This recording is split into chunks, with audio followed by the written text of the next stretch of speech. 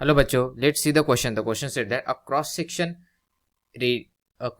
radius of the pipeline decreases gradually. So जो cross section of the pipeline है वो उसकी radius इस तरह decrease हो रही है where alpha is 0.5 per meter, x is the distance from the pipeline inlet. Find the ratio of the Reynolds number of the two cross sections separated by a distance delta x 3.2 मीटर. So जो suppose करो एक तरह का pipe है जो decrease होते जा रहा है, जिसका एरिया कंटिन्यूसली डिक्रीज हो रहा है लाइक एक कुछ इस तरह कंसिडर कर सकते हो like this.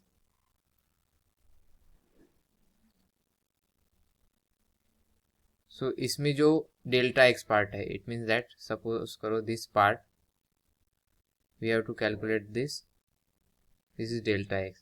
So delta x हमें यहाँ पर दिया है, दैट इज 3.2 मीटर.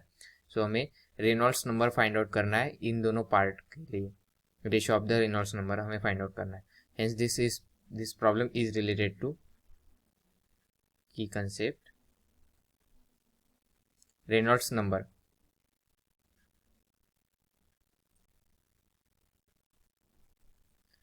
सो रेनॉल्ड्स नंबर का फॉर्मूला क्या होता है? Reynolds number R e equal to rho v l by eta. Eta is a viscosity. So यहाँ पर जो v है, v is a velocity,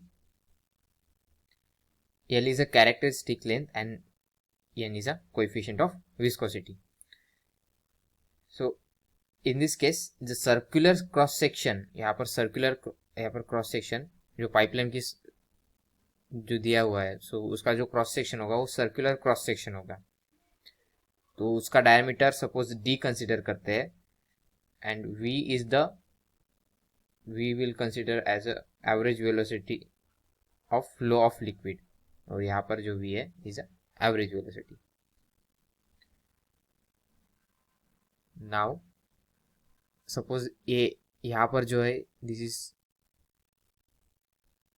area 1, this is area 1 और यहाँ पर this is area 2. So for the area 1 Reynolds number क्या होगा at a distance x. So जो एरिया 1 है वो डिस्टेंस x1 पर है from the pipe and.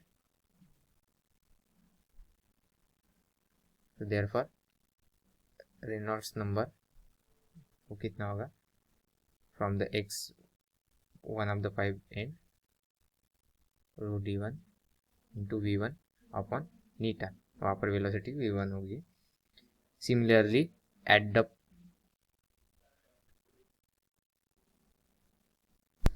Here characteristics length यहाँ पर क्या होगी, that is this is diameter. ये जो कैरेक्टरिस्टिक्स लेंथ है in this case, so therefore hence we write here d1 which is the area of the this a1 diameter of this a1 area.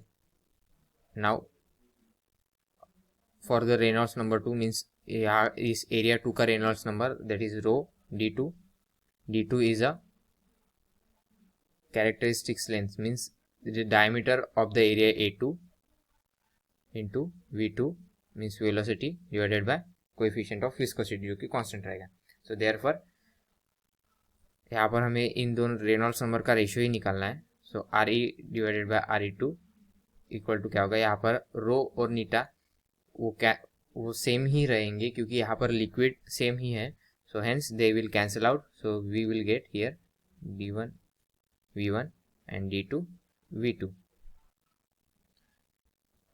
Now we know that the equation of continuity क्या कहता है, equation of continuity that a liquid passes through the area a1 with the velocity v1 is equal to pass out through the area a2 with the velocity v2. so इस तरह this is the equation of continuity. so area कितना रहेगा उसका, that is d1 square by 4 into v1 phi d2 square by 4 into v2.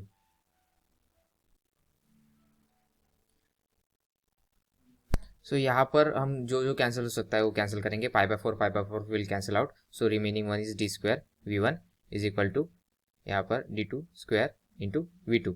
So d को हम एक और form में रिप्रेजेंट कर सकते हैं, that is in the form of radius.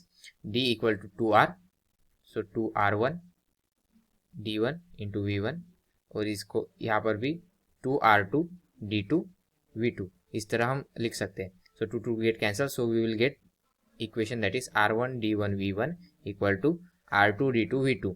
Now हम यहाँ पर क्या करेंगे, क्योंकि हमारे पास ये इक्वेशन क्यों निकला, क्योंकि हमारे पास रेडियस का इक्वेशन है, बट जो हमने formula of the Reynolds number लिखा है that in the form of, जैसे कि हम यहाँ पर देख सकते हैं in this equation, that is हम इस इक्वेशन को 1 नाम दे देते हैं. यहाँ पर हमने d1 v1 upon d2 v2 निकाला है. सो जो हमने अभी तक निकाला है उस फॉर्मूला से हम easily d1 v1 upon d2 v2 उसकी वैल्यू निकाल सकते हैं. That will be the r2 by r1. So जैसे कि हमें गिवन एक्सप्रेशन दिया हुआ है रेडियस का, that is r equal to r0 e to the power alpha x. Therefore now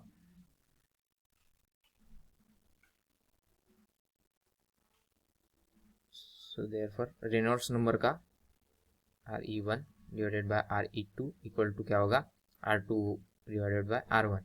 so this equal to r0 e to the power minus alpha x2 upon r0 e to the power minus alpha x1, जो कि distance है from the किसी भी and से. Distance means a1 x इसका distance है इस and से, दैट इज x1, और वही a2 का डिस्टेंस कितना होगा, that is this is x2 होगा. So therefore Reynolds number re1 re2 equal to r0 यहाँ से get cancel out. So we are remaining with the here e to the power x2 minus x1. now जैसे कि हमें यहाँ पर कहा गया है कि जो हमें यहाँ पर डेल्टा x निकालना है. सो डेल्टा x यानी कि क्या हो जाएगा in this case x2 minus x1. Therefore delta x actually दिया हुआ है हमें. So hence we consider now delta x minus a. यहाँ पर this is x2 minus x1 is delta x. So this is delta x. Now Reynolds ratio of the Reynolds number re1 divided by re2 is equal to e to the power alpha की value दी है, that is 0.5 metre into 3.2 metre.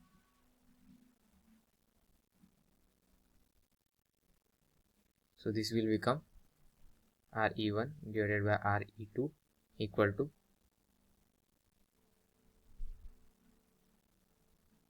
5. Hence Reynolds number का ratio कितना आया, 5. So आशा करता हूँ आपको solution समझ में आया होगा. Thank you.